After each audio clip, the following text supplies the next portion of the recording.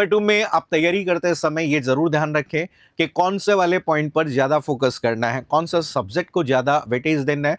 हर exam में प्रश्नों की संख्या कम या ज्यादा होती है, लेकिन आप अगर देखेंगे तो बेसिक कंप्यूटर अनुदेशक, सीनियर कंप्यूटर अनुदेशक आईए 2013, आईए 2018, आईए 2023 और सिस्टम असिस्टेंट 2024 में जिन सब्जेक्ट से जिन प्रश्नों की मात्रा ज्यादा है, तो पहले उन सब्जेक्ट को पढ़िए।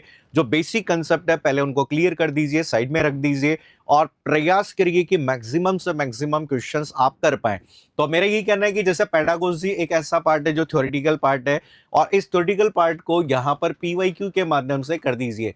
जैसे पीवाईक्यू की कहानी, केवीएस की कहानी, एनवीएस की कहानी, या जो DSSS में आए हुए जितने भी क्वेश्चन है वो सॉल्व कर दीजिए। इसके बाद में मेंटल एबिलिटी, आपके मेंटल एबिलिटी और क्वांट का जो पार्ट है वो ऑलरेडी आपके पेपर 1 में ही कवर हो गया, तो आपको टेंशन लेने की जरूरत नहीं है। ठीक है, दूसरे भाग में आपको सबसे पहले आपकी यूनिट नंबर 3rd और 4th कर लेनी है।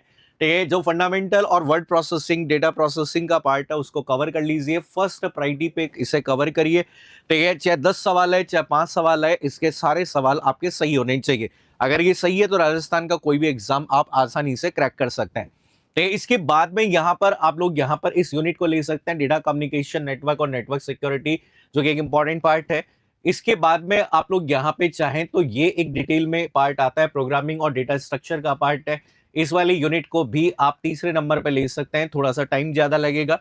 फिर इसके बाद में डीबीएमएस आप कर सकते हैं, सेड वाला पार्ट कर सकते हैं।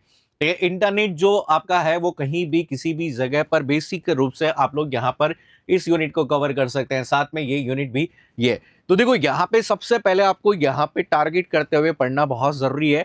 सब्जेक्ट सारे इंपॉर्टेंट है आपके, इसमें बहुत टाइम लगेगा क्योंकि आप देखेंगे तो इसमें आपको सी भी पढ़ना है, C++ भी पढ़ना है, जावा भी पढ़ना है और पाइथन भी है।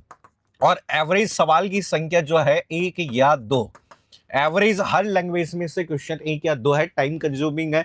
आप इसको स्किप करके पहले आप यहाँ पे जैसे इन सब्जेक्ट को कवर करिए, सेड कर लीजिए, IoT कर लीजिए, DBMS कर लीजिए, ऑपरेटिंग सिस्टम, और ये कर सकते हैं। ठीक है, बाकी अपने समय के आधार पर टाइम को मैनेज करना क्या है बहुत ज्यादा जरूरी है।